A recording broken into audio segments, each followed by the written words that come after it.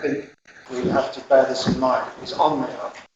Also bearing in mind that Holland, they went into a so-called Freedom Day on the 8th of July, and they've now closed down completely as a result of that. So we have to be very careful at the moment. Absolutely, and like it's been reported, I think it's up to different people, the individual, to make sure that they stay safe, even if it means wearing a face mask in a confined area. This 2 metre thing, I think we're all adhering to that at the moment. As I stand back. But I think we're all adhering to that. But it is a very, very serious thing. But surely the jabs are proving a big dividend, and our hospitals are not overloaded at the moment. Thank you very much. Councillors, I think that is the end of questions. So thank you so much for coming and speaking with us this evening. I really appreciate it. And we now move on to the Mendip District Councillor reports. 2 of our district councillors are not here, but we have a report in writing from Councillor Lindsay McDougall. And Councillor Henderson, would you like to? I submitted a written report because there was not a lot to report. I attended one planning meeting and there's another one tomorrow night, and that's beside it. One thing I would like just to mention, I was blindsided by a member of the public a few days ago about, I was asked a question about this council doing deals with people on the travel sites. Of course, I didn't know what was going on, so I had to admit ignorance. But I imagine that with Brian handing out this leaflet, that it may be something to do with himself. And I'm not criticising that at all. I mean, I think that's very normal, but I would just like to ask, if a councillor decides to unilaterally go down a course of action, should it be gone through the council first, or is it okay for us to do what we want and then for other councillors to be almost ignorant of what that action is? I would feel more comfortable if I knew what was going on, I guess is what I'm saying. Thank you, Councillor. Councillor Hayden, do you wish to respond? I think it's a fair question, and ultimately it's about trying to build bridges between members of the community. And if we feel that there is something that we can do to reach out to help people, then we will do that. And ultimately what we need to do is to get feedback, get opinions, and get the concerns, and listen to people, and hopefully we can then, through the Homeless and Housing Advisory Committee, that we can then come up with some plan or strategy. So my opinion is that we try to look at solutions, and if there is any questions about any possible solutions or answers that we might be able to offer, then it has to go through the right channels first, and that's what we have to do. And I'm not in a position. I've told everybody that I've discussed these matters with in the travelling community that I'm not in a position to offer anything, but I'm giving them some hope that they might be in the future. Thank you very much. Councillor Serena Roney-Do. Yes, so this time last year, back in August, some of the people feel at the time a need to inform the council because they had contacted me and I put them in touch with the relevant authority that they needed to deal with. Councillor Henderson. Thank you, Chair. I think that's a perfect way to deal with it. The term that was put to me was that Glastonbury Town Council was doing deals with people of the travellers community, and I didn't understand what deals this council were or were not offering. That's all I. Well, I think I can categorically say that Glastonbury Town Council is not doing any deals with anyone apart from MHCLG, the town deal. Councillor Bishop. Yes, Chair. It may be what Steve may be referring to is social media posts that are being posted with meetings with travellers down on Bridie's Mouth, gaining a lot of interest from different groups of people. And I think the way it's coming across on social media platforms into Glastonbury, that it gives a perception that may be perceived that a councillor or councillors are arguing with us. I think that's where it's seen. I don't see it as that. I see it as a genuine discussion between a group of people, but I know that other people do think differently. And I would hear and caution on what people do put on social media concerning the legal camps around the town, because there is a lot of angry people around who are very, very upset. And I've been upset for many, many years. Thank you very much. And I think that's wise advice from Councillor Bishop. We should always be mindful when posting on social media or actually talking with people that we keep our personal opinions separate to our manner, which would be either raising an item for debate or passing a resolution. Thank you. Thank you very much. Important to bring that up. Councillors, I haven't prepared a written report, but I can tell you that my work as amended councillor has started to increase after a period of time where not a lot was happening. I have been inducted onto the Axe and Drew Internal Drainage Board as a Mendip representative. I went to an induction day over at Highbridge, or Bridgewater, not Bridgewater, Burnham-on-Sea, sorry, or Highbridge. I'm not sure which part is which over there, I'm afraid. And I attended my first meeting of the Internal Drainage Board. And I also attended a meeting, as Councillors Lindsay McDougall has mentioned, and Councillor Henderson may also recall, a multi-agency group meeting where we listened to a report from the multi-agency group. At that meeting, I did venture to say, and I may have been bold in doing so, but I reflected with David Fothergill that if the road blocking that we've seen up around the Tor had happened outside of County Hall, it would have been dealt with rather swiftly. And I think the term is a lead balloon, is how my comment might have gone down. But I feel that it's important to stress that, because I do feel that Glastonbury has been ignored for a long time, and in ignoring something for a long time, they've created a rod for everyone's back, and now they have to create a multi-agency group to sort it out, when it possibly could have been sorted out a lot sooner. So I am very pleased that the MP and the County Council and the other partners within that group are actually doing something on behalf of the residents of Glastonbury to try and resolve the issues that we have. I've also become the Mendip representative on the Joint Scrutiny Panel of the Somerset Rivers Authority. So rather a lot of watery things going on for me. And I was quite surprised and honoured to become elected as the deputy chair of that that committee, or that authority. Not the authority, the Joint Scrutiny Panel, sorry. Within a few minutes of arriving on the scene. So obviously they've heard about me and are trying to put me in a position where I don't do too much damage as the deputy chair. I'm very happy to take any questions. We move swiftly on. Your Worship, can I raise a point, an issue that is actually on Councillor Lindsay McDougall's report on the second page, because we spoke about this over the weekend. She's a representative of Glastonbury Community Development Trust, and also both John Coles and myself are involved on that. And I was concerned to see that as a result of Terry and Sarah Clay, who are actually leaving Glastonbury and who were the part of the founding group of the op shop, which is such a valued opportunity and help to people in our community, that it is now facing an uncertain future.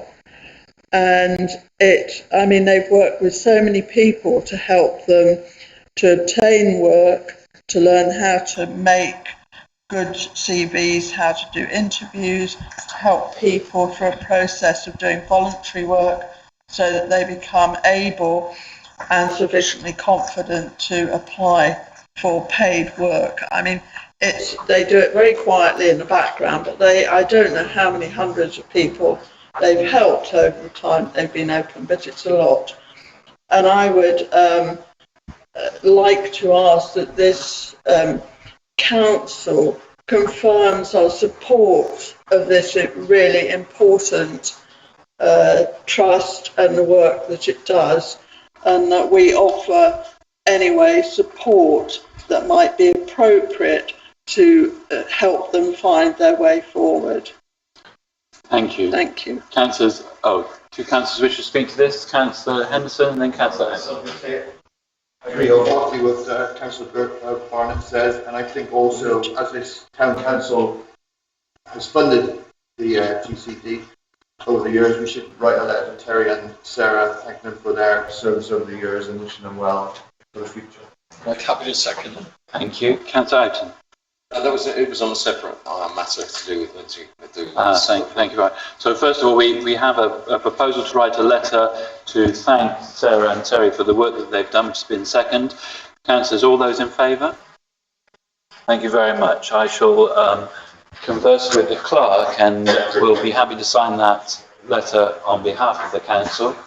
I'm not sure whether that was what Councillor Barnett was actually asking to happen. So, Councillor Barnett, have you a proposal for us, or is it something you'd like us to consider? I would like us to consider a proposal about how we could support them, what would be an appropriate way for us to support them in a way that would be welcome by the current trustees to support them on their way forward. Thank you. Councillor Tucker. You wish you could suggest that goes on the Thursday night meeting, because it would seem to me you did try and woo them to the information centre some years ago, and they were happy with it. But it would seem to me that fits very well with the concept of the St Dunstan Territory Development under the Town Fund. So Thursday night's meeting would be appropriate. Could I just respond to that? Councillor Roni Dougal did actually say that in her mind that was one of the opportunities that ought to be reconsidered. Thank you. Councillor Tucker, could you just remind me which meeting you're referring to on a Thursday night? Am I correct? Yeah. Your Worship, it's a meeting of the those who have expressed an interest in delivering some community hub or assets or something, all those for the town fund, and those people and the representation of the town council through the Property and Assets Committee are meeting on Thursday evening at 6 o'clock. Thank you very much. Councillor Barnett, are you happy for it to go to that meeting? Absolutely. Thank you, Councillor. So we now have Councillor Acton. It's just a very quick point in relation to the multi-agency group and provision of social housing. It's just another point regarding the community at the encampment at Bride's Mount, that they are in great need of a number of skips to get rid of their waste, which they want to be able to leave the site in as good a condition as possible. And they have requested that we provide them with 3 skips for a variety of different items, materials such as metal, glass, and just general waste. And I think that would be a reasonable sort of request to make to mend it, to see if that can be provided for them on their site, on the site itself, not on the road. Thank you. I would imagine the way forward with that. Now, is that Councillor McDougall's patch or your patch, Councillor Henderson? In St Ben's ward. So perhaps they should write to Councillor Henderson as the district councillor to put their case forward. Okay. Thank you. Councillors, are we happy to move on to the next item, which is a motion proposed by Councillor Brown and seconded by myself. Councillor Brown. If you've read the agenda, you'll realise that I started off by proposing that this town council congratulates the NHS on its 73rd anniversary and welcoming the award Her Majesty gave of the George Cross to the institution in recognition of the dedication and compassion in serving our nation through these decades and especially through the COVID crisis.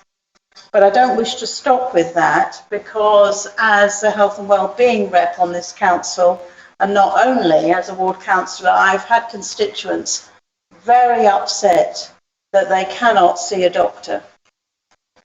Emergencies which beg a belief that they cannot get past the GP surgeries. I've gone myself down to my own surgery. They've only just started seeing patients eye to eye, and they're only seeing 20 per day.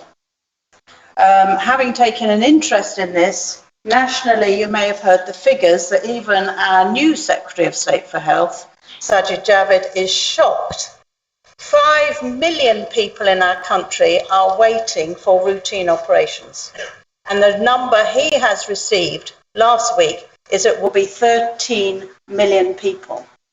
Our ex-mayor, Denise Abbott, is now lying in bed in agony, waiting for a routine operation. She's dosed up to the hilt, a woman alone on morphine. It's shocking that we are the 5th largest economy in the world and our people are suffering. So I wish to have this town council's permission to express our concerns and to even state that the NHS is in crisis and we wish to see emergency measures taken. I have a few suggestions to give him, but I wish to put that proposal to you. Thank you. As the seconder, I fully support everything that Councillor Brown has said. So I see Councillor Much and then Councillor Henderson. I fully agree with everything here at Councillor Brown's put down, but I'd like to add something which might be a little more contentious, and which is to express our deep anxiety about the number and scale of private contracts that have gone to unknown service providers, and that we would welcome all of those to be made public knowledge, and the banking of those companies that win those contracts to be made public knowledge. Because I don't know, that's really beyond the scope of the council to do. I'd love to see us do it.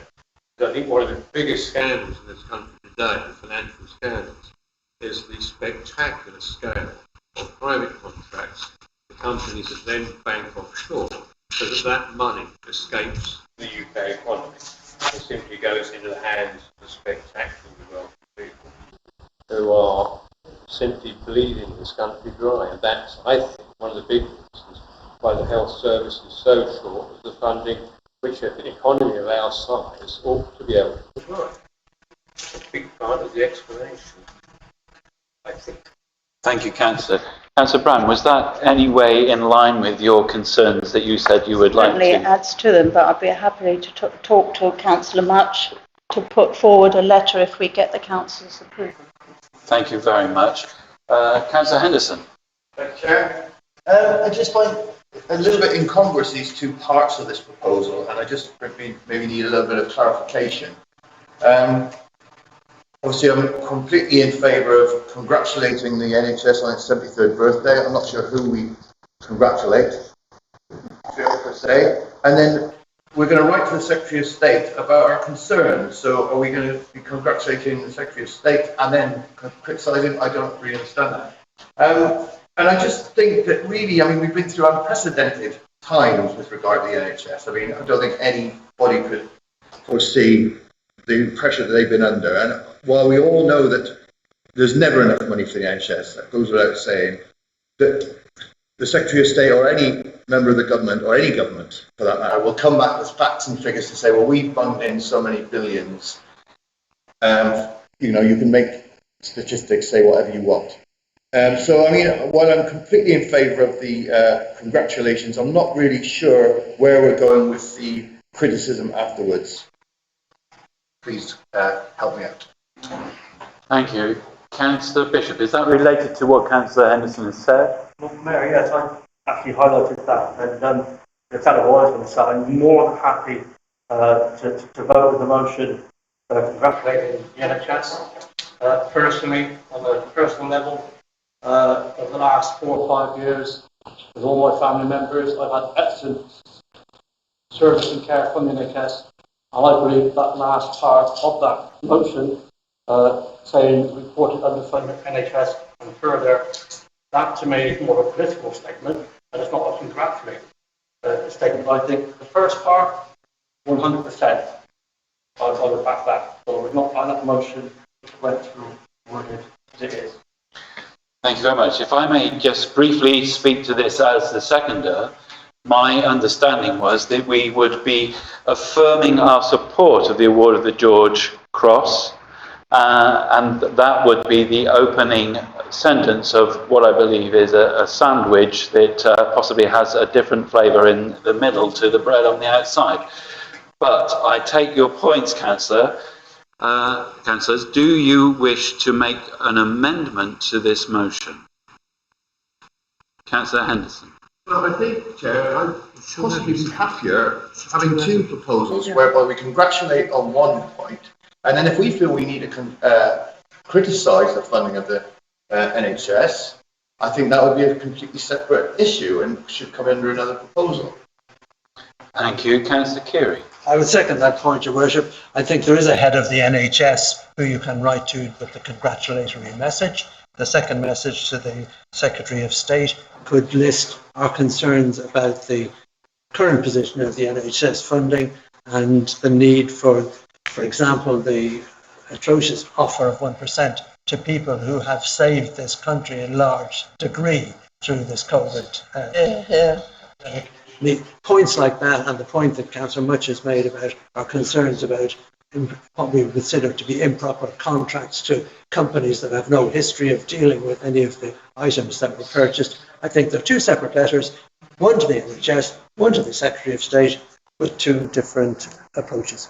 So, councillors, I'm now going to look to the proposer of the motion to see whether you would like to divide the motion as has been suggested, which would mean that we wouldn't have to have a different attempted motions, etc., etc.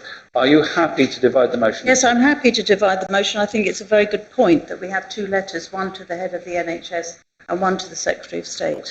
Well, I would be happy to continue to second the two separate motions, and I propose that we take them in order. So the first motion is, I understand now, to write to affirm our support and the congratulations of the 73rd anniversary of the NHS and the awarding of the George Cross to the appropriate person within the NHS.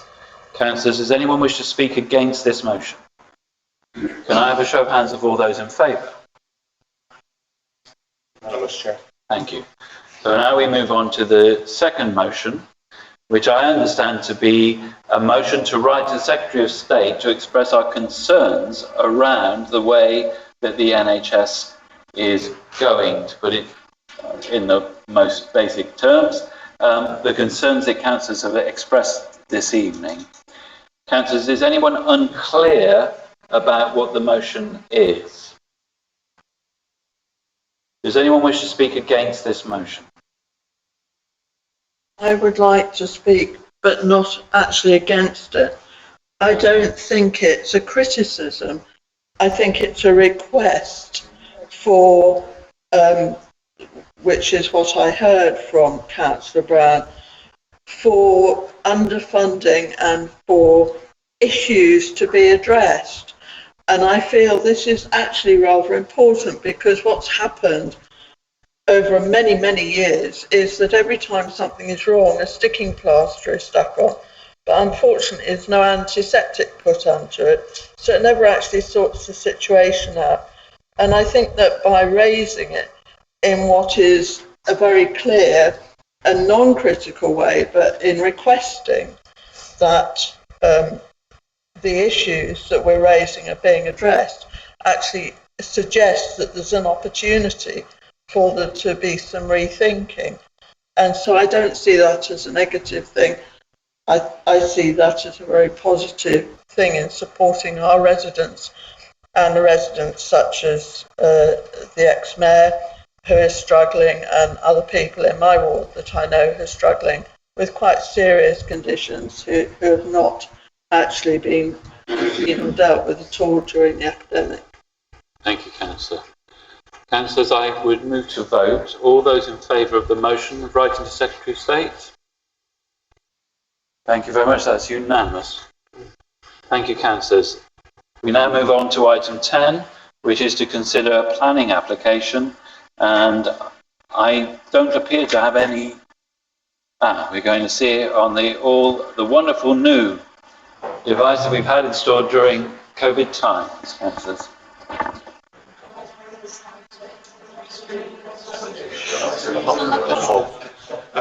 Is it switched on? Is it switched on? There's a switch over there. Is it to do? Oh, right. Twisting, but it's now mine. Oh, where's he gone? Mike's disappeared. So, councillors, we don't appear to have the chair or indeed the deputy chair of planning here at the moment. So, I wonder whether. I think I've been elected deputy chair of planning. Oh, you have? Oh, I thought it was. I was volunteered by somebody, and during the course of the conversation, I discovered I'd become it. Then, councillor, I do apologise. I do apologise. Would you wish to, as the chair is not here, would you be happy to take over this application? I think asking the clerk to speak to it might be the first appropriate thing. It's not quite new to me. I've read it in the notes, but I didn't know anything about it beyond that. So, although I perhaps have volunteered myself prematurely or accidentally, I'm not an expert on this, so I don't know if I can really answer. Ask the clerk. What's that? To speak on it. Please. The application before you is for the, I'll go back a page and I'll read it for you, to demolish an existing UPVC conservatory, to lean-to at rear and construct a flat-roofed cavity wall kitchen diner. The location is in Benedict Street. It's about 8 doors down from the pub on the left-hand side. If you know, it's within the conservation area, which is one of the reasons this application is before you. We did seek an extension of this to take it into the next planning meeting, which is next Tuesday, but unfortunately, for the reasons of completion of the timescales, that wasn't permitted, so it has to be dealt with this evening. So you have before you the location, and then the detail, and I'll skip through these fairly quickly for you, Your Worship. The detail, as I say, is to replace or to remove the UPVC, and that's the rear view. And that's, of course, in the ground floor. It's a relatively small change, but it is in the conservation area in quite a tightly packed residential area in this part of town.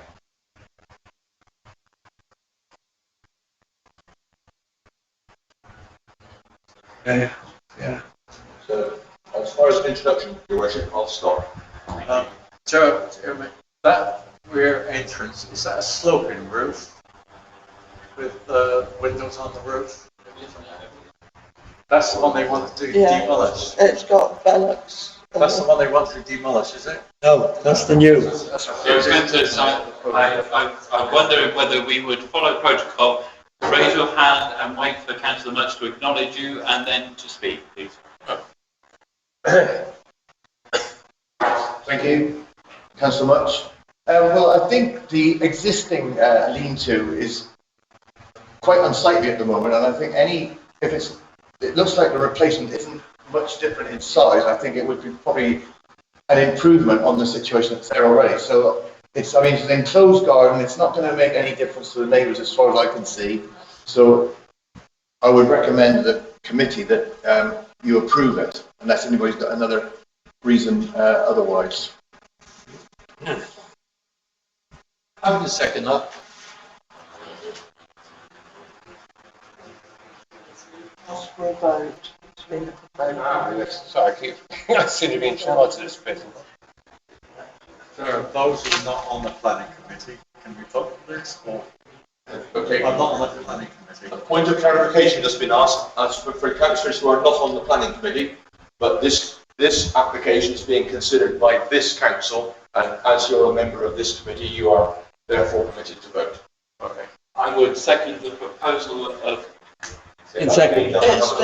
Second already. I think Try and do the vote, not No, you stand up, you ask people to vote on the proposal. Thank you. Come on. So we've got a proposer.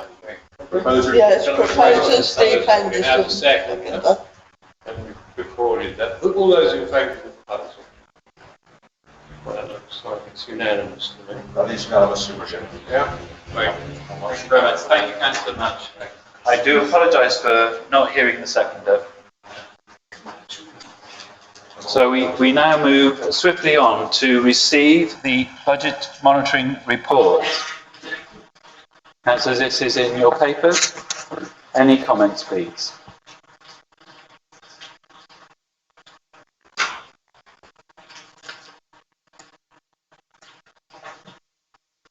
Councillor Tucker. Just, Your Worship, that hopefully from the meeting that we had the other evening when the finance officer went through it, people will find this much easier to read now because of the back page, which hopefully now explains some of the anomalies that we've previously been always questioning. And she has promised to do that for us on a sort of monthly basis, and I think that is a big improvement. So, thank you very much, Councillor. I do agree, and I wonder whether this council would like to give a vote of thanks to the responsible finance officer for all her hard work and also for the training that she delivered to the council. I would second that. Thank you. An aye would suffice. Thank you. Aye. Any comments to the budget monitoring report?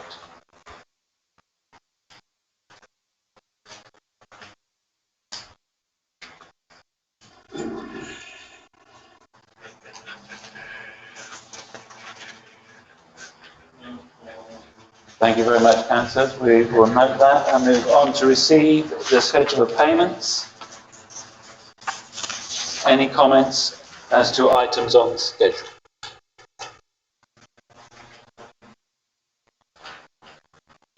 Councillor Serena Radu. I seem to remember there was a discussion that in terms of the electricity supply, that there is a separate meter for the electric vehicle charging. And I don't actually see that. Now, is that maybe part of St Dunstan's car park toilets, or is it just that it's being missed out? Thank you very much. I would ask. The meter for the electric vehicle charging points is inside of the police post. It's located there.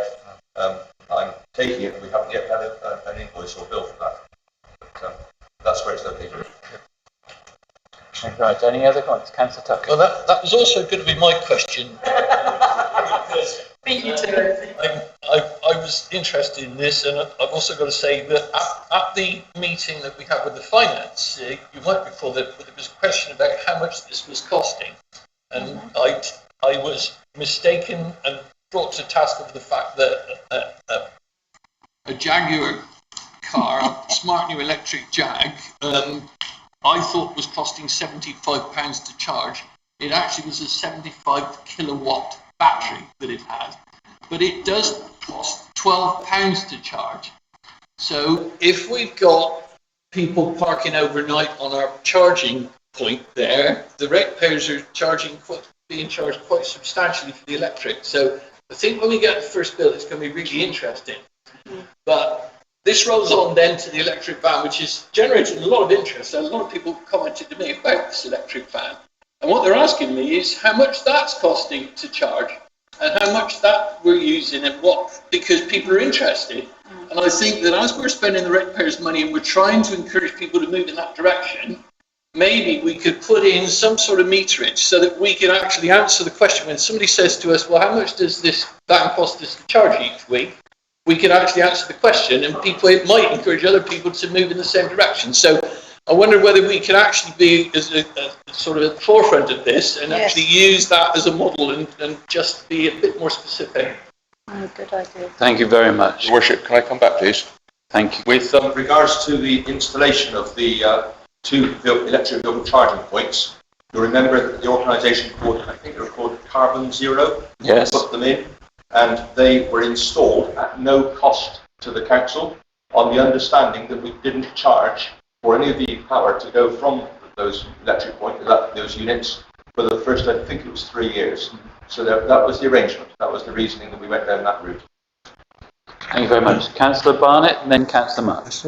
Thank you, Your Worship. My question is item 725, ecotricity, electricity supply, EV car charger. Is that what Councillor? Yes. I think it is. Thank you. Councillor March? I mean, long term, the issue of the cost of electricity is probably going to be academic, because the government, as soon as a large number of vehicles are electric, is going to introduce almost certainly, this is the advice I've got, a road charging scheme where everybody's vehicles will be monitored via cameras, because otherwise the Treasury lose billions of pounds a year as people switch from petrol to that. So it might be worth bearing in mind long term that it's almost certainly what's going to happen. Thank you. Councillor Hague. Just one question. Item 741, the Scottish and Southern Electricity Supply to St Dunstan's House. Apologies if it's been covered before, but I'm just questioning why they are supplying the electric for St Dunstan's and not electricity. Thank you. I would look at the clerk. Your guidance to the clerk's office, Your Worship, was to provide renewable generated electricity. And the Scottish Southern Electricity Company is also supplying and providing renewable source electricity. Thank you. I would feel remiss to correct the clerk, but it was actually to have changed to an energy supplier who, under the very strict protocols, enables us to declare carbon neutrality in their electric use, and that there are currently in the protocols that were in the motion, there are only 2 electric suppliers who actually meet those protocols, and neither of them is Scottish and Southern Electricity. So I think we will have to review that, and I think that might be something for the Climate Emergency Officer to take a look at the original motion that was passed by this council, and to make sure that the electricity supply that we have is compliant. Because in changing our electricity supplier, we have already reduced our carbon footprint by 1/4, which is no mean feat.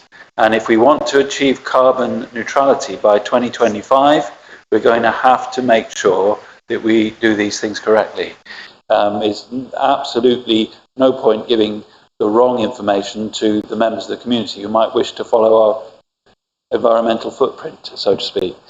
Councillors, I note, just before we move on, that I have to declare an interest in item 713, as I am now a member of the Axon Drew Drainage Board.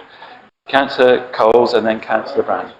I'm just curious, 728, why did we have security for last month's meeting? I saw the fellow downstairs, he had no ID on him, he was dressed very smartly in a black suit, and that's it. But what's the purpose of having him here? Thank you very much. I'll ask the clerk to answer. I was responding from the request from the Mayor to ensure that we remain COVID compliant, and we didn't have more people in the building than we were able to accommodate. Thank you for that. Thank you. It was extremely prudent to have someone to prevent us from breaking the law, to stop. If we'd had just one more person in here than we were allowed to, we would have, especially as we were being screened across the entire planet, it would not do us any good to break the law. So it was, while we're all in here, it was to stop other folk coming into the building. So, Councillor Brown. Yeah, I feel there's an error here. Point 733 is the same as 762. We had a fault with the alarm system, paid twice. Okay. Thank you very much. Well spotted.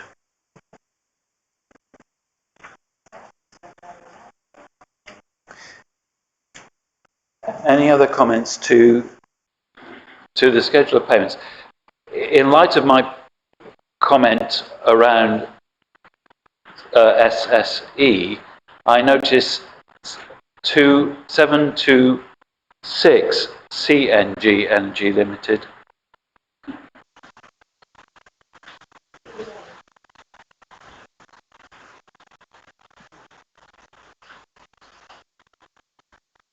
So it may be worth us exploring whether or not we're in line with council policy. Your worship. Thank you. Councillors, do I have your permission to sign this off as a schedule? Thank you. While I do that, perhaps we can move on to the next item, item 13, report from the Advisory Committee Climate Emergency. Councillor Serena Rondu. Glasses off.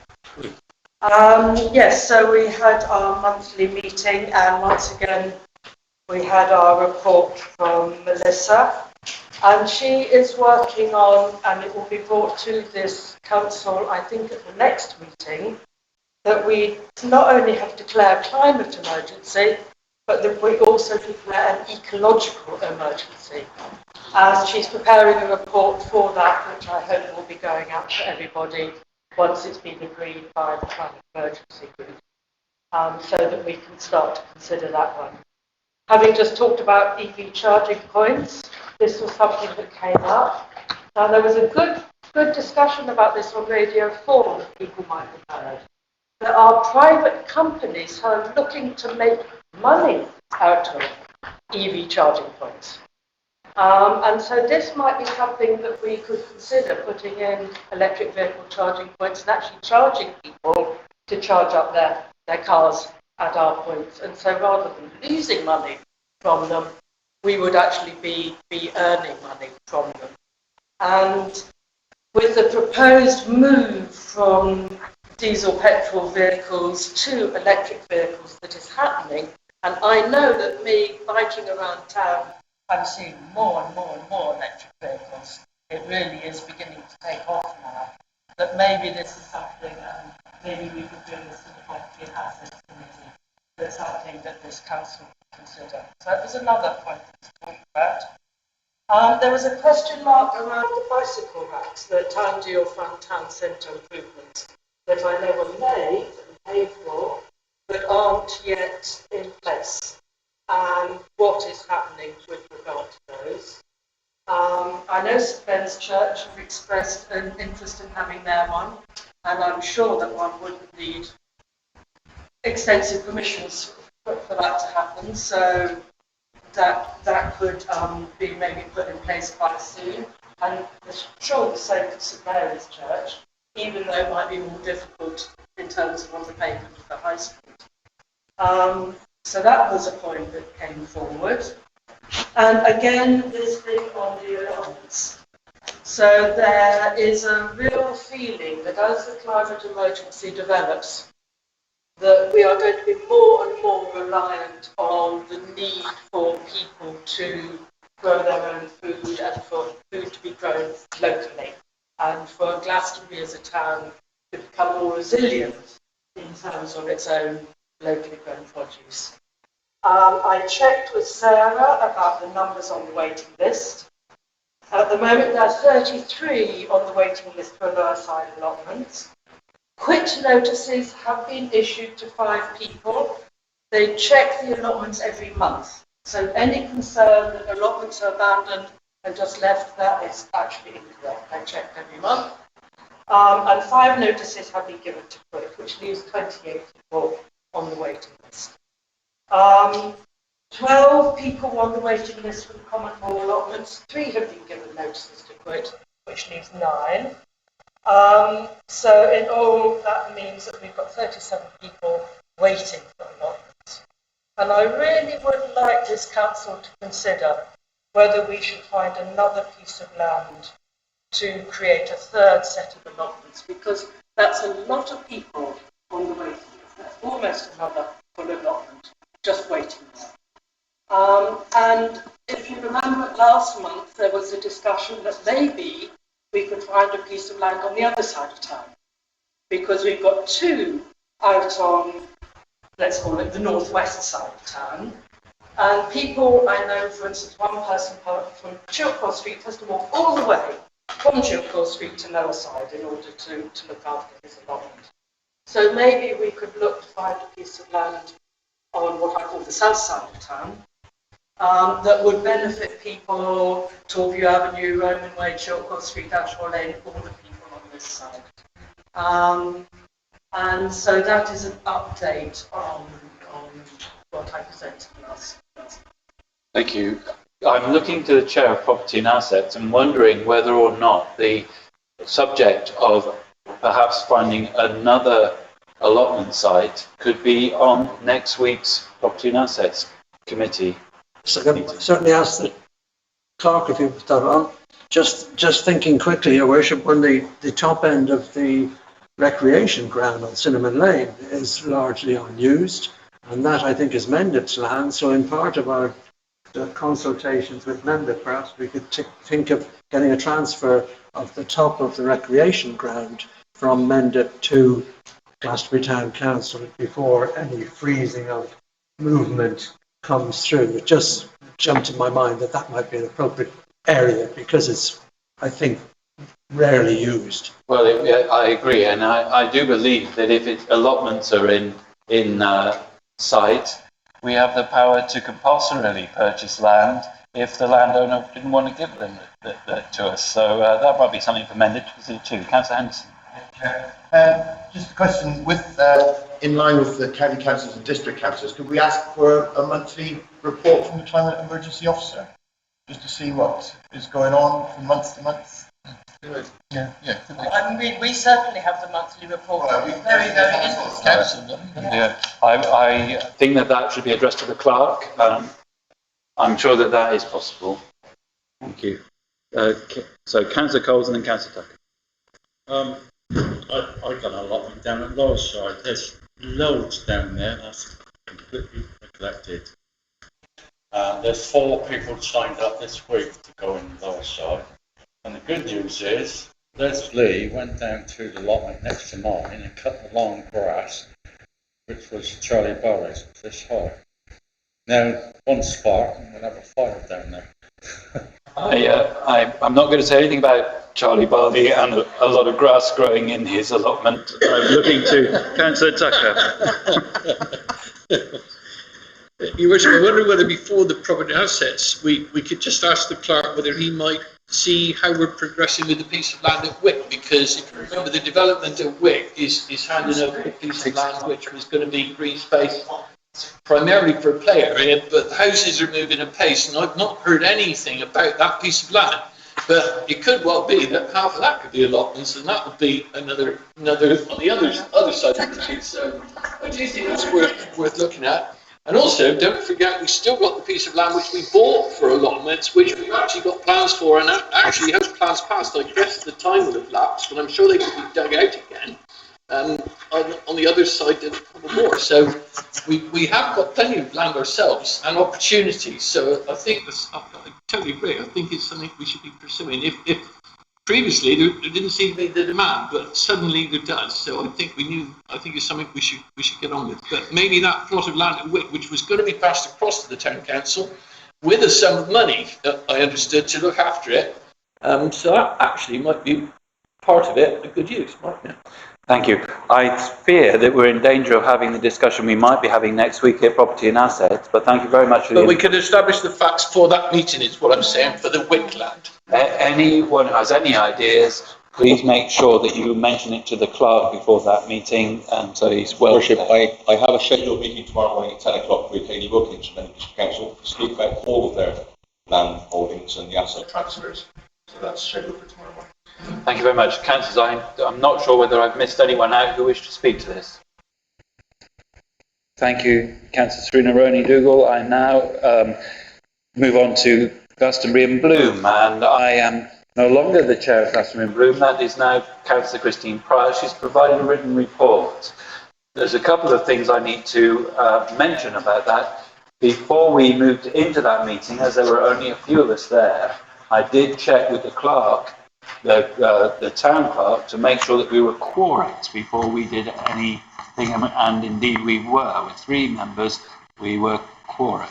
So Councillor Price produced this written report for us. The other thing I need to add to the written report is to remind councillors that on Sunday, the 18th of July, there is the town clean-up day, as was mentioned in public participation, and that any councillors who would like to be involved in that would need to rendezvous outside of the information centre, I believe, but I'm not sure what time. 10 o'clock. 10 o'clock. Thank you very much. Your Worship, I understand in the local paper it advertises that there's actually a food event in St Dunstan's car park that day. There is. I would have to declare an interest in that because I know the two people who put that on very, very well. There is a eat festival, and there'll be throughout the town car park, I believe, in the same way that the market is, and so that should be a very interesting event. Although I can't really speak to it. Councillor Henderson. Thank you. I've got an appointment on that Sunday, but I would be quite happy to do a couple of hours work from 8 if I can arrange that with the town clerk. I generally take care of some work on the Market Cross, and I'm quite happy to do that again this year. But if nobody minds me doing that a bit earlier, I'd be happy to do it. Thank you. Anyone else have any questions around Glastonbury and Bloom? If not, so just a point of information: are the organisers of the Eat Fair reimbursing us in the same way as Mendefar for the loss of income on a Sunday at peak season in the car park? I will look to the clerk. That has been requested. That's part of the arrangement. Thank you. So we now move on to youth. Councillor Barr. Thank you, Your Worship. Youth Provisions had a busy time since our last meeting. We've had 2 youth provision meetings, one an extra one to deal with the grant application, and our regular quarterly meetings. And during those meetings, we've actually given 3 grants out, one to Tor Theatre for the event in September on Windmill Hill, one to Paddington Farm event that they do with Children's World annually, and one to Edge Acrobatic Gymnastics, who are currently based in Street but have a large number of young people from Glastonbury within their membership and who are part of the Town Fun Sport group for Tor Leisure in the future. During that time, we also, following the last meeting where there was a motion presented by the Mayor and the Deputy Mayor for an advisory committee to be to work on Section 106 money for improving the play area in the Abbey Park. We've had 2 meetings of that. There are 5 councillors on that group, and there will be, we were hoping for 5 members of the public. We actually have 4 because unfortunately Catherine Clark, who was one of them,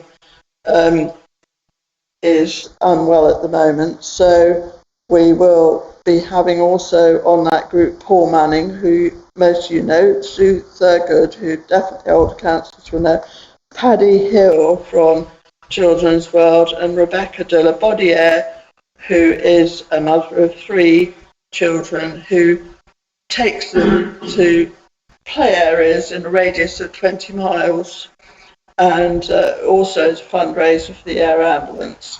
So that's going ahead, and we're having our first meeting with them in just under a fortnight's time, when we'll be discussing our strategy and our plans for public consultation and public meetings to hear what parents and members of the public have to say.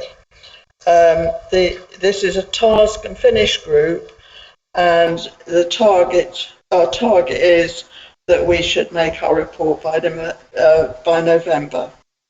Thank you. I'm happy to ask and answer any questions. Councillor Tuck. Only one, Your Worship, and I just wonder whether I've been lobbied, and I can't understand why this is, but apparently there's a group of lads who like playing football now, and I'm told that if you travel all over the place, there are no actual goalposts with nets anywhere. the only place that they are is on this court over at Street, and it's virtually impossible to book a space. But there are polls down at Tor Leisure, so I'm wondering whether between Steve and the committee, whether there would, if the nets don't exist at Tor Leisure, whether some nets could be bought. I can't believe they'd be that expensive. And it would seem to be a useful use of that bottom end of the playing field, which is not used much for anything else until such time as the town dual project comes forward. So it's really a matter of whether we could link up. I guess we'd have to do it via Tor Leisure, but if the funds were available for it and Steve could engineer it, is that something that this town council could actually do? Because it is a group of individuals, they're youth in a sense, but they probably fall out of the various youth club type groups. I'd like to respond to that.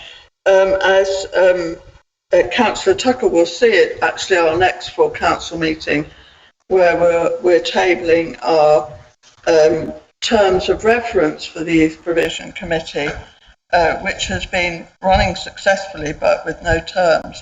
And the terms now are broader so that it includes young people who wish to apply for grants for certain things, and also parents groups and community groups. So it's a broader section of the community, and we're looking to expand so that we make sure that, as well as the excellent youth clubs that the YMCA are running on our behalf and are reporting to us quarterly about their work and in between times, that actually we're spreading our grants wider, and that we're making sure that we're including the arts, which Councillor Lation might be interested, and sports, and hence the application for acrobatic gymnastics and other things, because it seems important that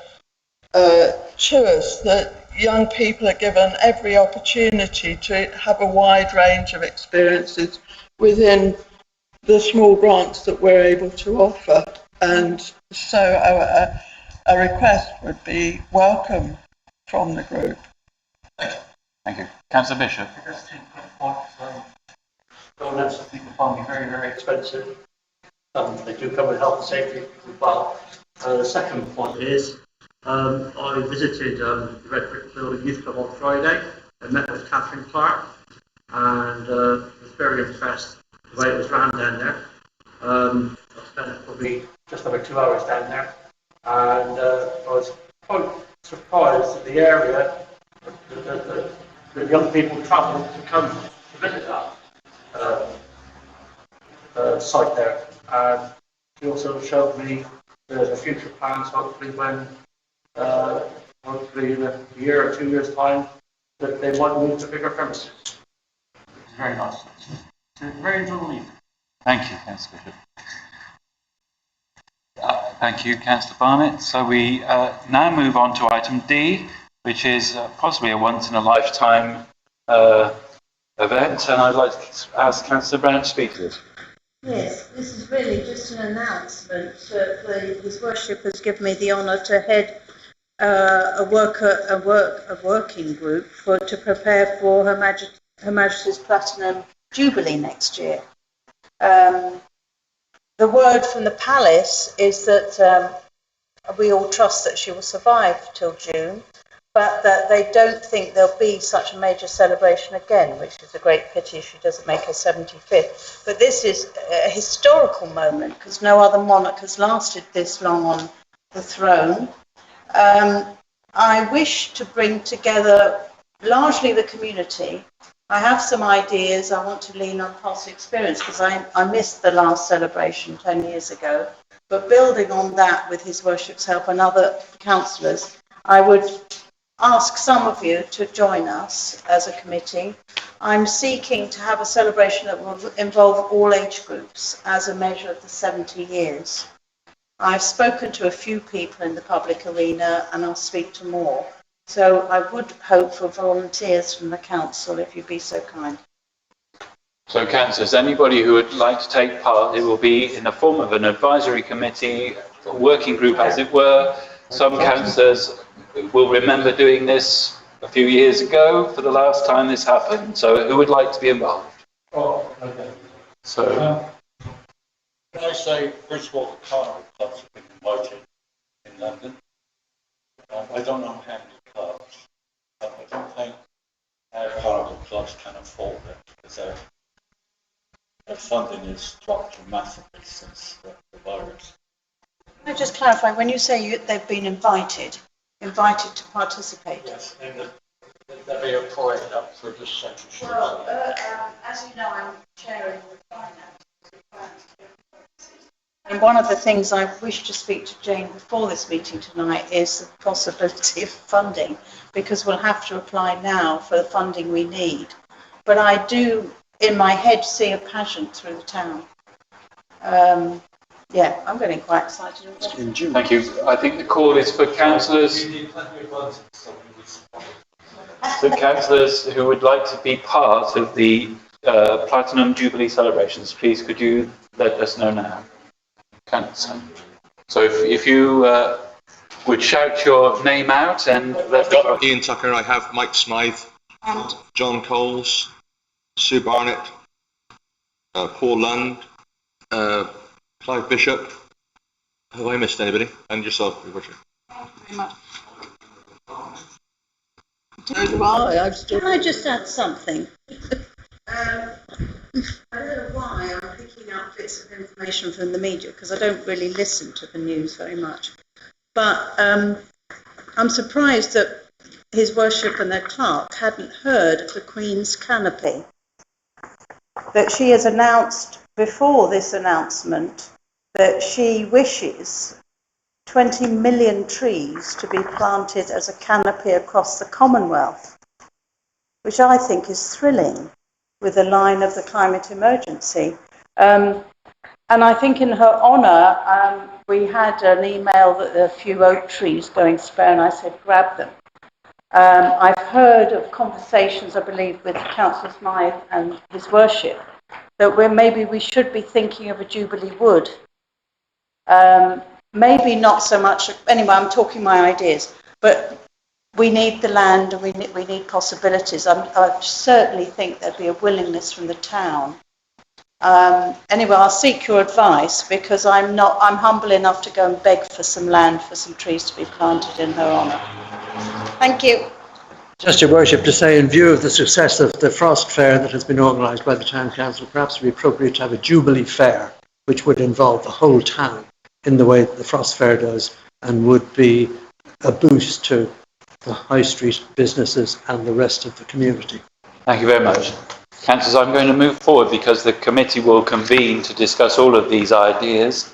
And move forward to the next item, which is a fantastic item for this town now, the Town's Fund as part of the report from outside bodies. Councillor Tucker. Thank you, Worship. Well, as you recall from last time, we have been successful in the Town's Fund, and we are now to the point where the business cases are being put forward. This is a sort of bit of a technical bit, it would seem to me, because I think we've only got 6 weeks to sort of, and I think basically it is for the district council to satisfy themselves that the schemes that are being put forward actually comply with all the government rules and regulations. And it's not quite the idea when we thought we had to produce a business case, that's it. In the normal business terms, it's not quite like that. It seems to me more that we have to dot the I's and cross the T's. The clerk will tell me if I'm totally wrong, but it also seems that the officers at Mendip have actually been doing the majority of that. And those of us who are involved in projects, I'm sure, will have been quizzed to the nth degree on our projects and whether we're VAT registered and who the directors are and how all the various bits and pieces will go. But it would seem to me that they are actually doing that business case bit.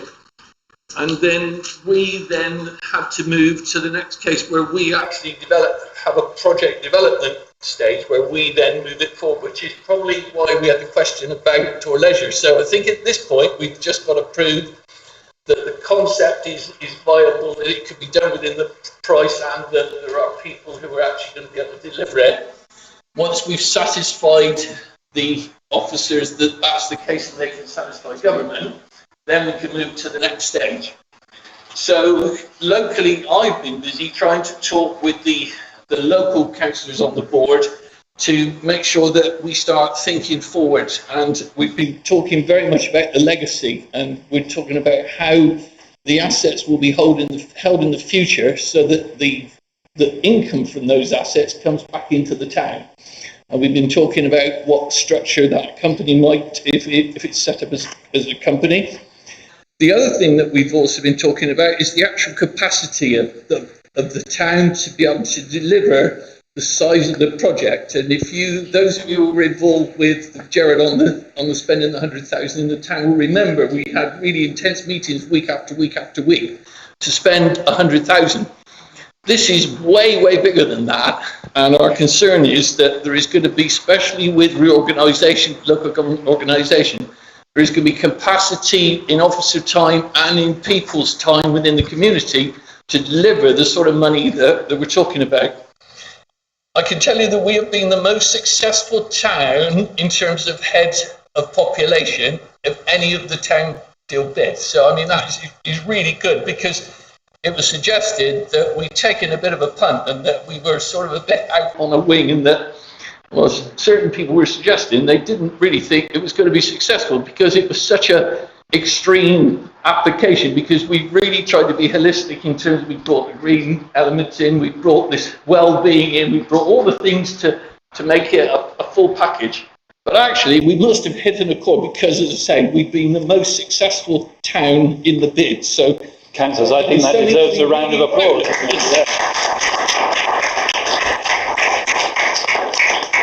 So we stuck to our guns, and we've got the money. The challenge now is the delivery. So we've been having lots of meetings. We're having another meeting when Tina and Julie are actually coming down to the town hall next Monday the 19th, where we're actually going to sit around the table and try and work.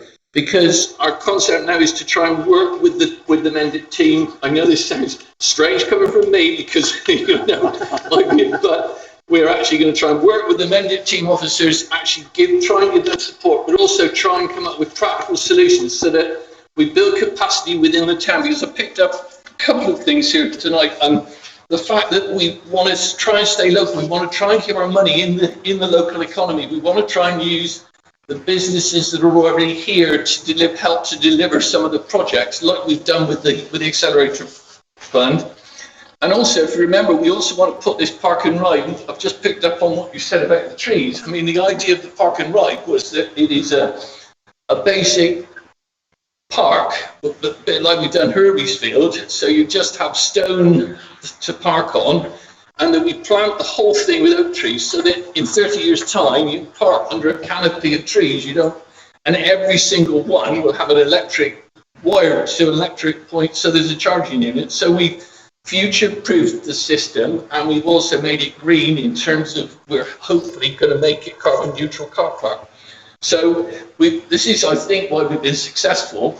But the challenge now is going to be having enough people within the town with enough time and enough energy and bringing in enough expertise, but to keep that expertise within the town. So it's no good just having consultants dropped in, tell us what to do, and then disappear again. We need to build from within and build a capacity of people that will stick with the project all the way through and see its delivery. So that's what we're working on. That's the challenge, but it is exciting times.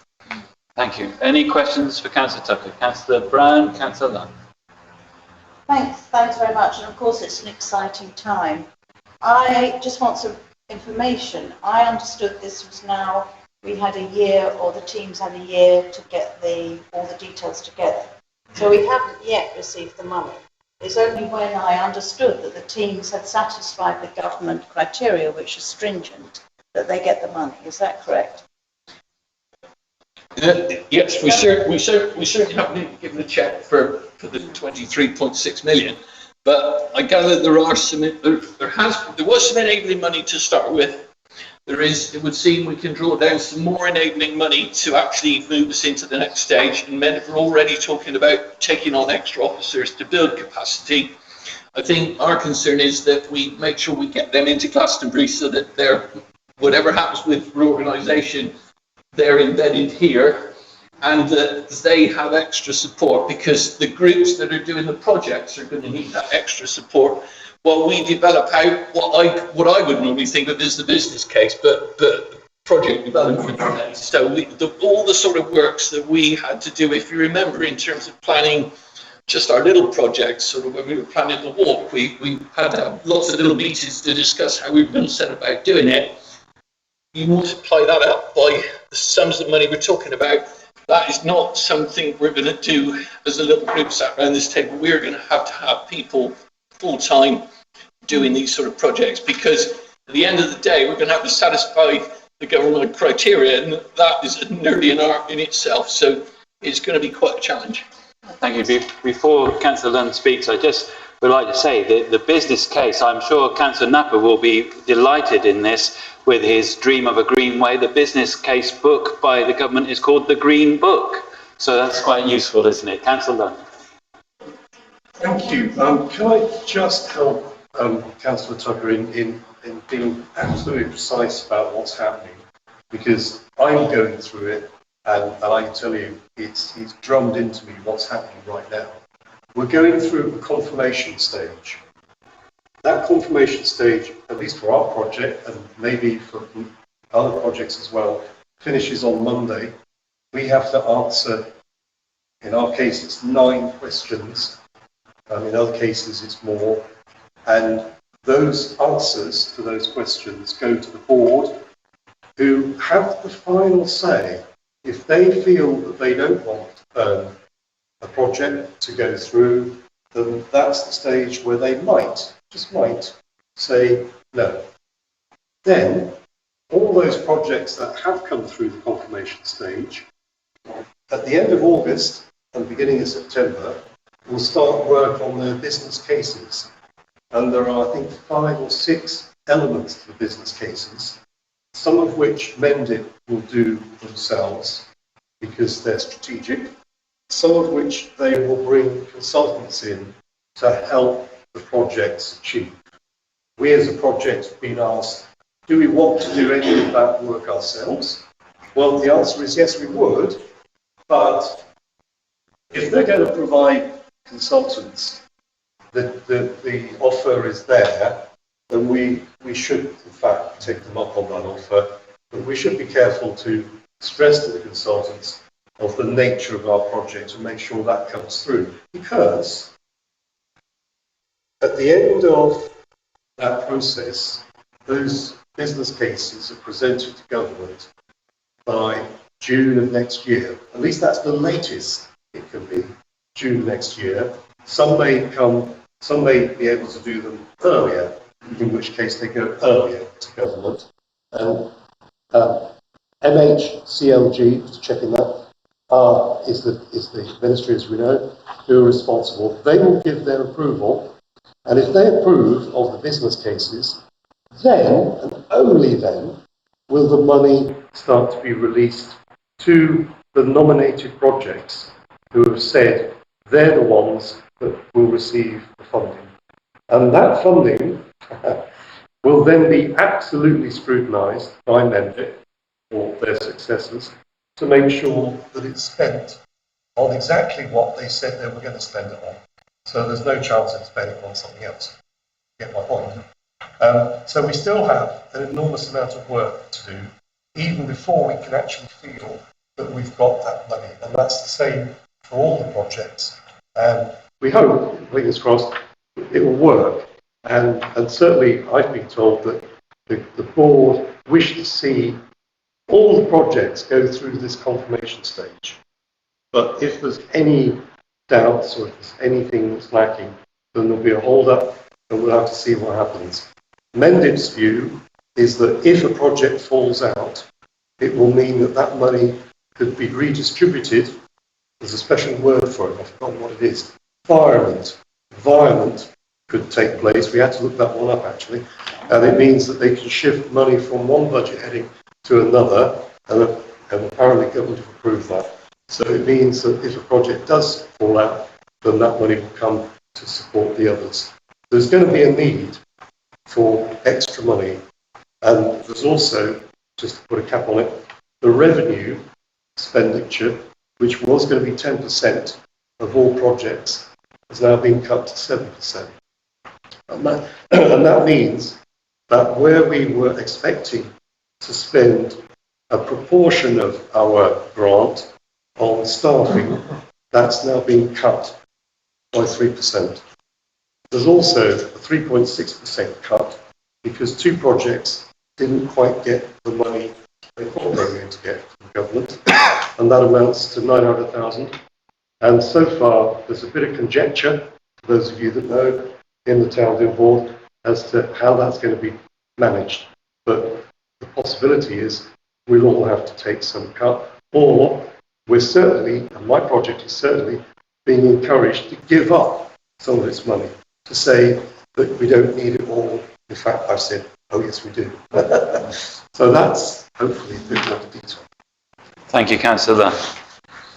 So, councillors, we'll watch this space as we move forward with the planning. Now something slightly different, the multi-agency group, and I would like to ask the Town Clerk to speak to this, please. Thank you, Your Worship. The multi-agency group came about from around about February time, when a number of residents at the Redlands estate made had a meeting with the leader of the County Council and the MP, and from that a large number of concerns were raised and trying to be addressed. Now, multi and agency are the two key words here, because this is a group of all of the authorities involved in part of the delivery process of some of the issues we're seeing around Glastonbury at the moment. So regularly, and at one point there were 24 officers of a very high calibre, meaning a sort of chief inspector level of the police, talking about head of highways within the county council, the senior managers within all sorts of other departments within the district council and the county.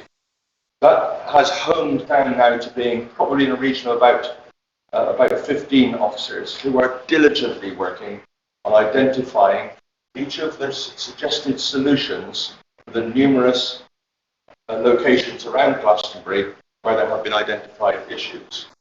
So, of all of the areas that are fully in discussion, the stage we are now at, or the group is now at, is that they have identified from a long list the preferences for the resolving of the relevant areas of concern.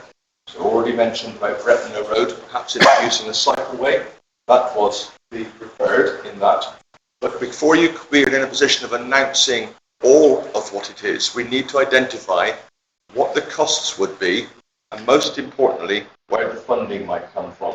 Because the last thing we want to do now is set a hair running of an aspiration which just cannot be delivered. So the areas, I'll give you the subheadings of the areas we're looking at, and it is a multi-agency looking at multi-solutions. The group has taken into consideration Bretton Road, Stone Down, Kenartmore Drove, Cinnamon Lane, Beckery, Pomphouse Bridge, Riders Mound, and those are the key areas that are being given consideration with an action list that's come from it.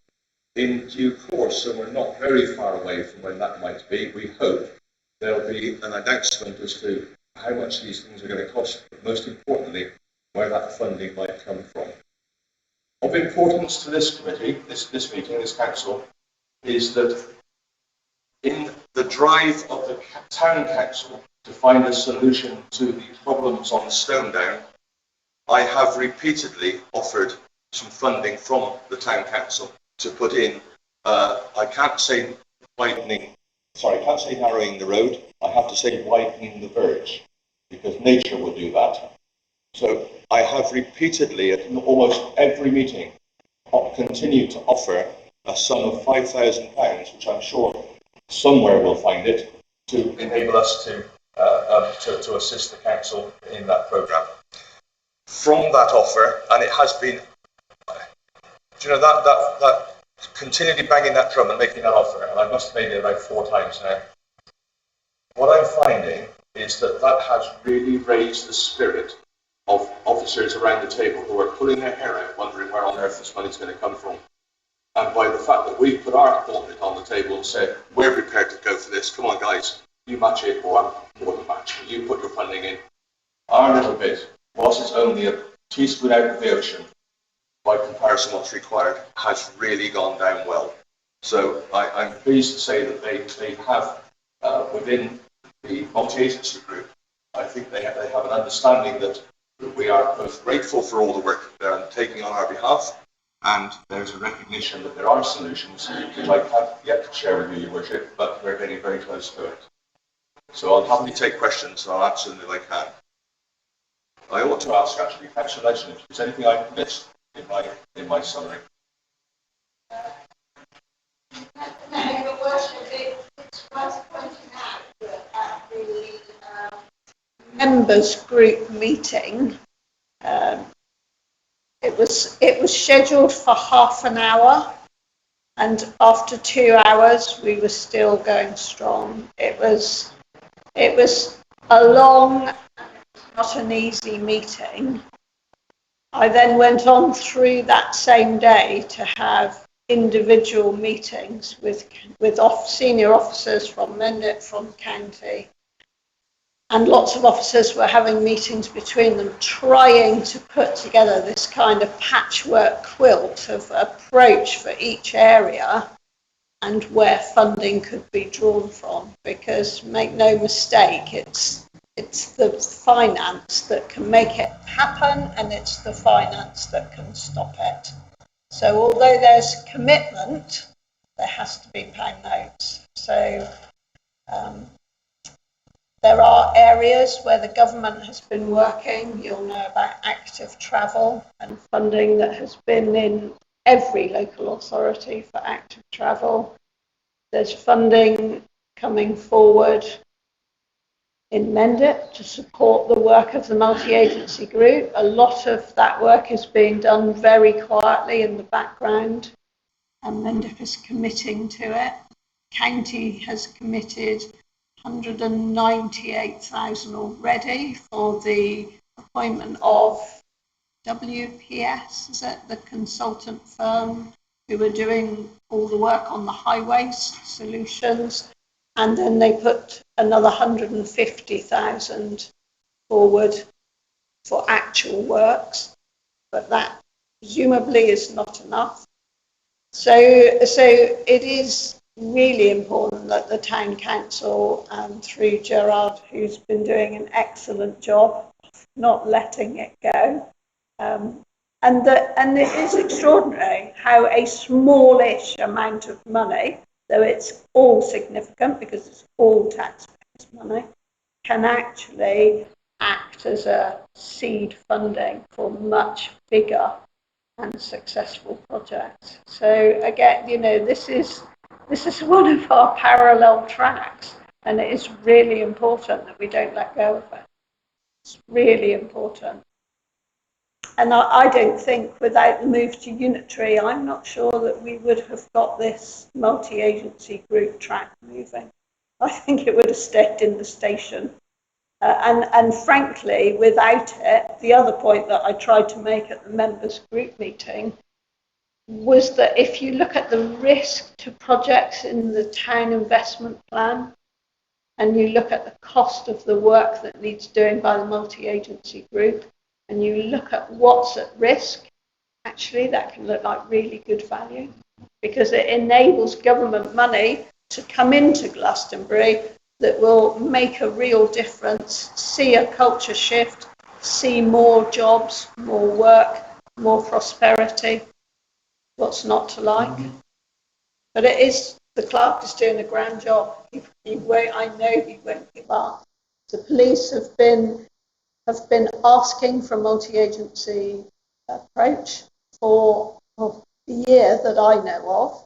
So as they asked for it, so we need to hold them to account too, that they need to be delivering their part of what we've all agreed is important for Glastonbury. And the conversations earlier this evening are part of that. So we're all in it. We all need to deliver. But it's an opportunity. I spoke at a paper at Mendip yesterday that was about risk appetite, risk tolerance, and opportunity management. And actually, where we're looking for Glastonbury brings all of those three things in. And it's how we balance them that's going to make the difference. So it is, and you know, what Councillor Tucker and Councillor Lund have told you this evening is spot on.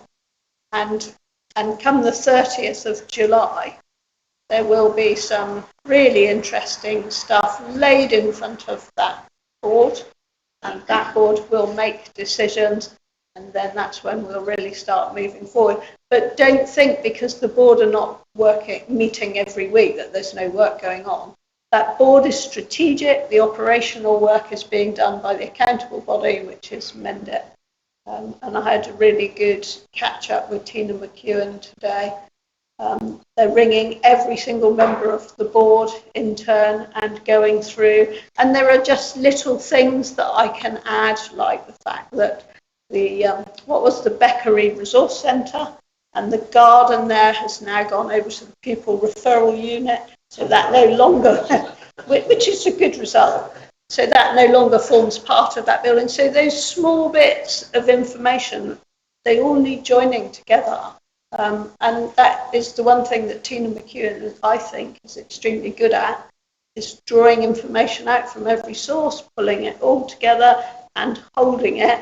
And she has got a wonderful phrase that whatever happens next with local government in Somerset, that town fund board will hold the baby. I really like that. Doesn't matter how much the cot rocks, hold the baby. So that's what she's going to be telling us. Thank you. Thank you, Councillor. Councillor Napper. Thank you, Worship. Liz knows more, my colleague Liz knows more what is going on at Mendip. But I can tell you that I was speaking with David Fothergill yesterday, and he's talking about trying to find £200,000 and £300,000 to try and sort out this problem. It's quite an extensive amount of money that he's trying to access. We'll probably know more, or glean a little bit more maybe next Wednesday. But we are talking about an awful lot of money. So hopefully, you know, we can see an end to the little problem. Your Worship, I'd just like to thank my colleague Councillor Napper, who has been making contact with landowners and people we really need to be in touch with, and working in ways at county that I cannot work. So I can work in certain ways at Mendip, Terry works in certain ways at county. We're both utterly committed to this and totally on the same page. Politics does not come into any of this.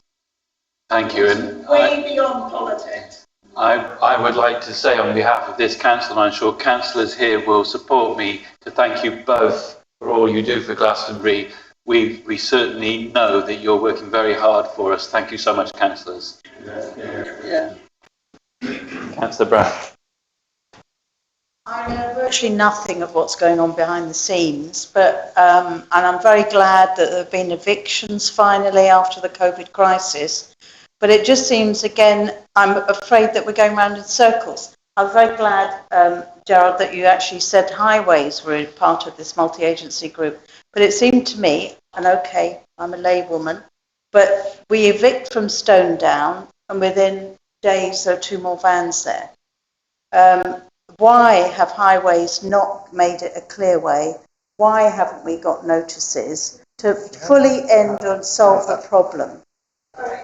Your Worship, I should have made it clear. The clearway signs are back up. Yeah. NSL are up there issuing penalty charge notices every day. Their supervisor rings me regularly, sends me photographs. They are now wearing body-worn cameras. So anytime there's any harassment or difficulty, in the same way as the police and PCSO, they are required to inform people that they're turning them on, quite rightly, but they then have the evidence if they're harassed or worse. So that has made a huge difference to their morale and their willingness and ability to be there. My personal view is that clearway signs are not the most obvious thing in the world. I wish there was some other way of making it obvious that you shouldn't park there at all. I think that's one of the things we can ask, if it isn't possible, that there be more signage, a descriptive signage, rather than just those circles that don't really mean very much. You know, people see red lines in London and they know that's a clearway, but I'm always told that Somerset don't use red lines anywhere. But I'll pursue that, because I think it would, you know, the widening of the verge will make it physically much more difficult, but there still has to be access to gates, there has to be passing places, there has to be the tour bus stop, and hoping there might still be a couple of disabled bays, but car-sized ones, not big van-sized ones. But that is all part of what we're waiting to hear, isn't it? Thank you. Thank you, Liz. Thank you, Jared, for filling us in on this. I see that Stone Down Lane has been mentioned, and I'd now like to ask Councillor Bishop if he would like to speak to the council on this issue. Yes, Mayor. It is actually concerning the solstice following this week in and around Glastonbury for that I requested to be on the agenda, but that comes in line with Stone Down. I've seen the clearway signs, and I know that they have been up there enforcing that.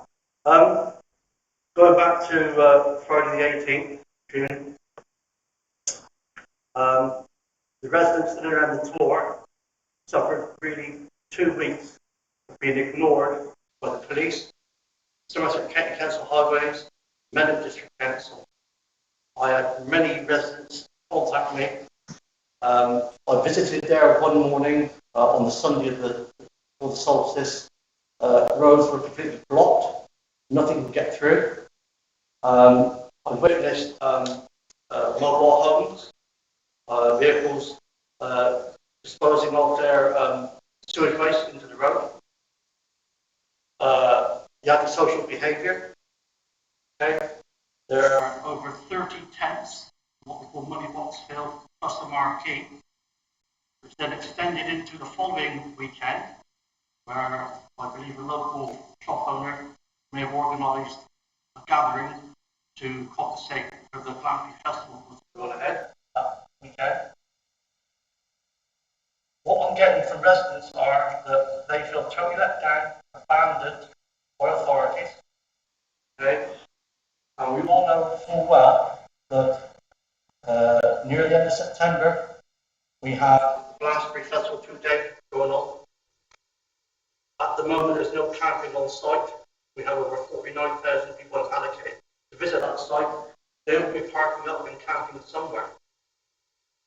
I believe now that we should write to National Trust, Police, Somerset County Council, amend it to ensure they put plans in place sooner than later. That we nip this right in the bud, because that now was actually disgusting the pool what I saw there on that round. And for any residents living close by to have to suffer music 2, 3, 4 o'clock in the morning, night after night, and no action being taken, is a total disgrace. And we've heard it from members of the public here this morning, earlier today, okay, and other councils know it. Centre of town is being looked upon, cared for. The outskirts are not. We have a fantastic monument up there, a peaceful recreation ground to visit, Glastonbury tour, and it's been abused time and time again. And I feel so sorry for the residents of the and they feel very let down. And all I hear from them is, all we want is a law to be applied. Just apply the law. And when I read reports about, well, we're speaking with the van dwellers, we're speaking with people on the roadsides, legal encampments, for their health and well-being, who goes and knocks on their door and asks how their health and well-being is? Nobody. And they've been totally let down. And I'm not levelling that blame here. I'm levelling that blame to police, SCC, amend it, and most of all, national trust. That field, when it wants field should be fenced off, so they cannot pitch a fence there. Thank you very much, Councillor Bishop, and you're absolutely right. We have listened to members of the public who live in and around the Tor area, and indeed people who farm the land there as a town councillor and and we absolutely wish to support the residents and understand that they feel let down, and in some ways there is absolutely no excuse for the authorities that have let them down. And as Councillor Smythe said earlier on, this council asked before this solstice that the roads would be blocked so that people could not go up and around the Tor there, and it was completely ignored. So we... The response to that? Yeah. That was the feedback I got from some of the residents. They were led to believe that plans would be in place to stop it, so they felt totally let down. My hope is that the positive development since solstice and since the festival would have been festival weekend by the multi-agency group is something that we can all hold on to as a really good omen for the future. But I do take your point that we should perhaps consider writing to the authorities and remind them that there are various points during the year when extra vigilance and extra precaution need to be applied to the Tor area to prevent these issues again, because you're absolutely right, no one can drive through there and there are residents who live there, and this council certainly listened aghast to one of the people who live up around there whose daughter, very young daughter, needed to be taken to hospital and the ambulance could not get to the daughter, and that is not something that we can sit back in and ignore. So I wonder whether this council would like to support Councillor Bishop's proposal that we write to the authorities involved and perhaps remind them of the important dates when we know people are going to come to the Tor to try and hold various events, and see if the multi-agency group can actually put extra provision in to make sure, as they did indeed for the winter solstice, if we remember, there's a lot more prevention went on at that point to see if we can get that support for those residents. So councillors, I'm taking Councillor Bishop that you've made that proposal. That's it. So Councillor Brown seconds that proposal. Councillors, does anybody wish to speak against the proposal? Have a show of hands of all those in favour. Unanimous, Your Worship. Thank you. Councillor Bishop, if you would be happy to consult with the clerk over how you would like, who you would like those letters to be made to and how you would like them worded, that would be very useful. And I hope that we can perhaps take some advice from councillors who know of the various points in the year which may be seen as the clash points, as it were, between those who would like to celebrate and those who live on the site. Thank you. We now move on to announcements, communications announcements. I notice, perhaps quite cunningly, that Mayor's announcements have been removed from the, and I don't mind that at all, but I do want to just say that Councillor Barnett and I went to the Youth Council on a different time to when Councillor Bishop went there, and I was able to award the members of the Youth Council with their certificates of community organising, which they did training in. And it was quite a delight for me because I've been involved in the community organisers movement in this country for the last 10 or so years. And the young people mentioned to Councillor Barnett and I that part of what they learnt was active listening, being able to listen to people within the community. And after what we've heard this evening about some of the things that people are upset about, I would report back to you that the young people suggested that the councillors around this table and of course to the side because of COVID, would perhaps consider doing a similar training so that we learn how to listen to people. That's from the young people themselves.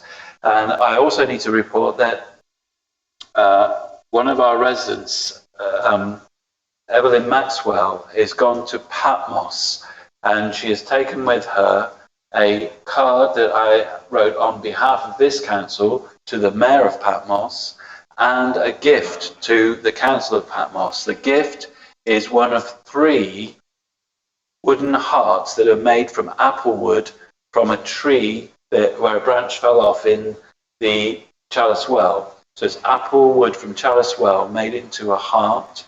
There are 3 of them.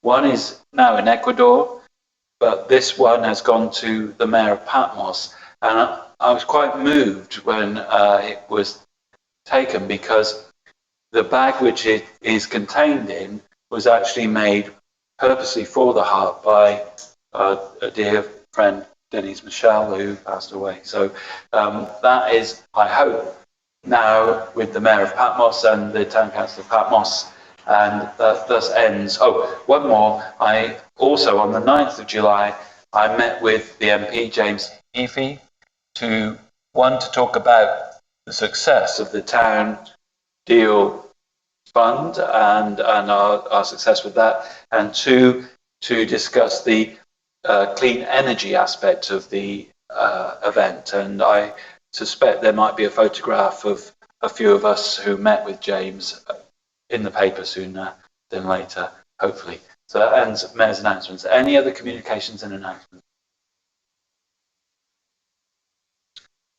Councillors, we now move on to correspondence. We have an invitation to attend the Glastonbury Street Bridging the Gap Food Bank AGM on the 28th of July at 7 p.m. Joe, do you wish to speak to this? Only to endorse what you just said, Your Worship, and it's at Glastonbury Methodist Church, commencing at 7 o'clock. Do we need to respond to them RSVP, or do we just turn up? I think it's just turning up by reading the email. Thank you. So, councillors, you make a note of that. Please confirm your attendance by replying to this email. Yeah. So, councillors, anyone who wishes to attend the AGM of the Bridging the Gap Food Bank, please let Gerard know so that he can reply. Is there a deadline for the? I've already responded positively. Yes, I have too. Thank you. So, press releases. Before you get there, Your Worship, correspondence, if I made one other item. Thank you. I've received an email today. I did say item on the agenda to speak about the benches, and that's where it's going to come up now. If you like, do that, please. After your last meeting, it was you passed a resolution to ask or invite the benches to be brought back into the High Street. Now, that request was submitted to Mendip District Council, and the police were made aware of that, and indeed our county councillors and district council was made aware. And there was, the backlash of that was enormous, and I had a lot to deal with in trying to establish the way forward. And it was suggested that we should bring, at this stage, 2 benches back and put on the top side of Lambert Street, bottom above town, so that people who rightly were saying there was nowhere for them to sit on the long journey back up over the hill, at least part way, that we were providing a respite for them to do. It didn't stop there, I'm afraid, because in seeking a Section 71 order, which allows us to work on the pavement, Highways wanted £250 for each bench, bearing in mind there's 3. And I put up a valiant argument as to why that was not to be paid, and eventually I managed to get the location of 3 benches for a £50 fee, which I paid, and we've had the consent for them to be put in between the 12th and the 19th of July. That's this week. So I made arrangements with Mendip District Council, who yesterday, Monday, delivered 2 of the large benches to the locations I've just made mention of, by the flowers, top side of the, underneath the tree there, on the top side above town on the right, and underneath the wall on the left. And the team went there yesterday to look at what we had to do to pull them down and make them secure. It is very pleasing to note that those benches are both being used. Like, I've seen people sat on both of them yesterday and today. However, I've received an email today from the resident of the Lambert Street, who is quite adamant that the bench there outside of his or her property is not to stay, and creating quite a fuss. I won't read the email because I don't think it would be right for to do that, but I have received this. So I wanted to be absolutely clear with you that the instruction that you gave me to reinstate the benches into the high street was something that the police were absolutely adamant we should not do, and that had the support of the district council as well. So I've partially done this by putting benches in other locations. There still are two with Ide Verdi, but it's one of those problems that's going round and round and round. And whatever we do to try and resolve it, seemingly we won't do the right thing, or whatever we do won't be the right thing. So I'm just sharing with you the outcome of the deliberations, Your Worship. Thank you. Councillors, I guess we are noting this, and I expect we will see how it unfolds. Thank you very much, Gerard, for getting the cost down from 750 to 50. That's a very, very good skill. I hope that I shall employ that skill later when we're at the bar, if we get there. So, councillors, news release. I wonder whether we have made a news release about having the electric van. I'm not sure whether that was something that we were going to do. Your Worship, I had the photographs taken, as you know, and I did assign Melissa to do that. Of course, then she went immediately on leave, so it hasn't happened, but I will get it organised. I'll try and get it done tomorrow. Thank you very much. So, are we happy to make a fuss about our electric car? Perhaps within the media release, we say that all councillors are delighted, and therefore dispel any rumours. Thank you.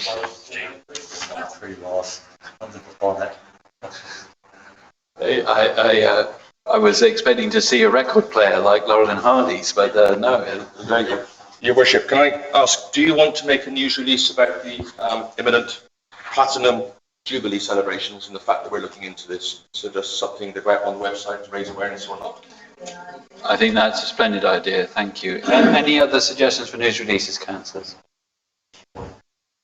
So we have two there, electric van and the Queen's fantastic Jubilee.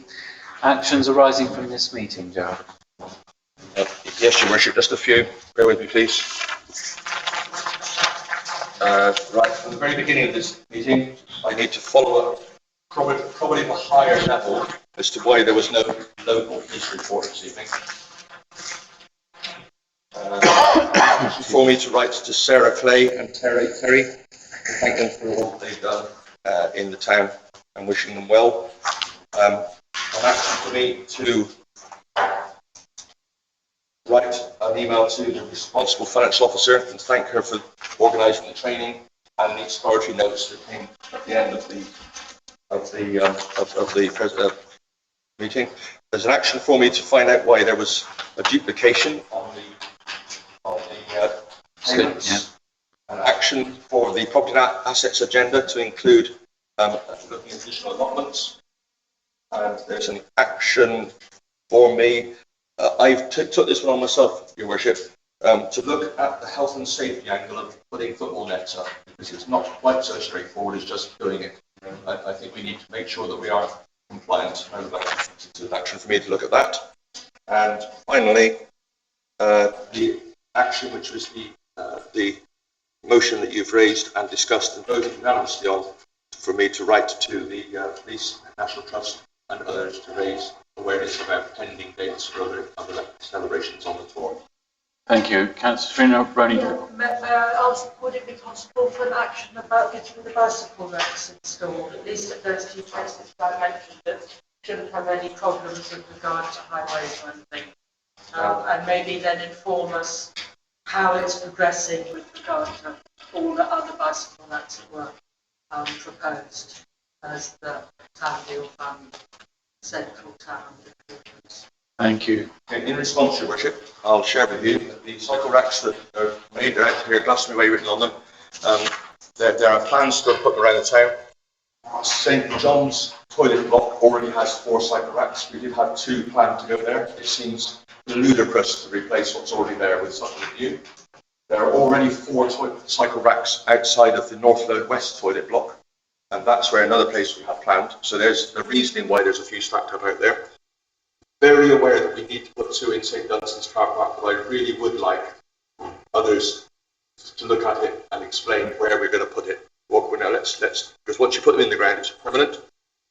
You'll see this motorcycle bay at the top is often being used for people to strap their bicycles to lock them up. So we need to think that through. You're right.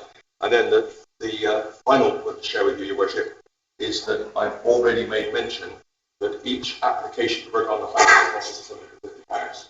So I need to be really careful as to what we're trying to do here to safeguard our costs and not let that run away with us. So I'm not avoiding it. There are other pressures on us at the moment, but it will happen. But for the reasons I've explained, it's slower than I'd like to have been. Thank you. And that may be something that Property and Assets can have a look at some point as well. I would think that would be appropriate. Thank you very much, Gerard. Councillors, I now declare this meeting closed. Thank you for your patience and time, and I might see you in the Georgia Pilgrims.